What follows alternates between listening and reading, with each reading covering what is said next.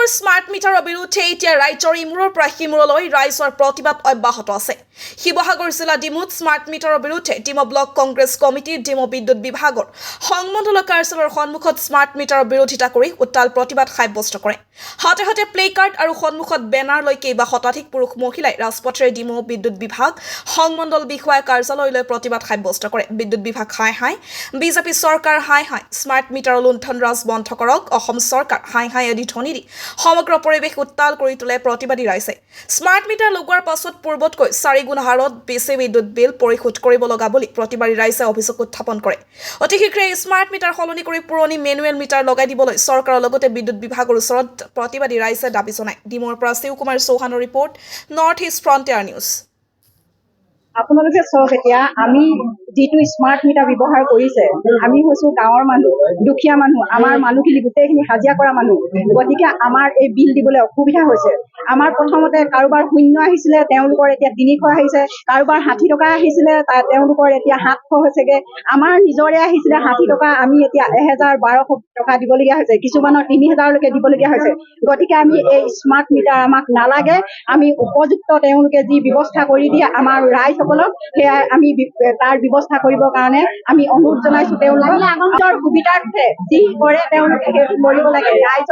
ৰাইজৰ যিটো সুবিধা হয়, ৰাইজে তেতিয়া দুখ কষ্ট পাব নালাগে। সকলোবিলাক হাজিৰা কৰা মানুহ, মহিলাসকলো ওলাই যাব লাগে।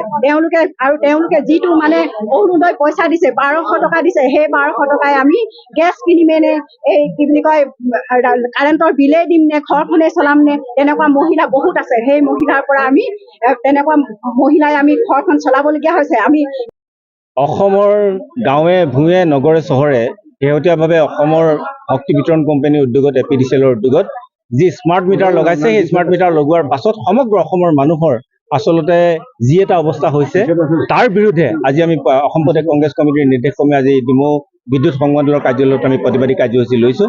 প্ৰথম কথাটো হ'ল যে স্মাৰ্ট মিটাৰৰ নামত ৰাইজক আচলতে যি লুণ্ঠন আৰম্ভ হৈছে, স্মাৰ্ট মিটাৰৰ নামত ৰাইজৰ মাজত যি আচলতে ৰাইজৰ পৰা যি ডকাইতি আৰম্ভ হৈছে, সেই ডকাইতি বন্ধ হ'ব লাগে।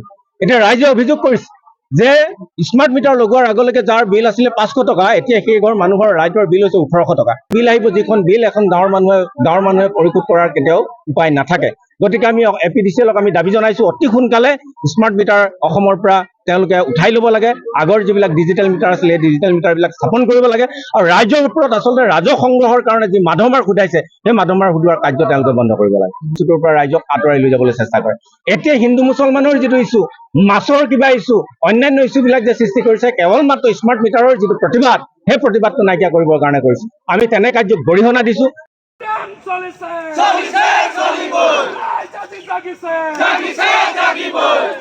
বন্ধ কৰো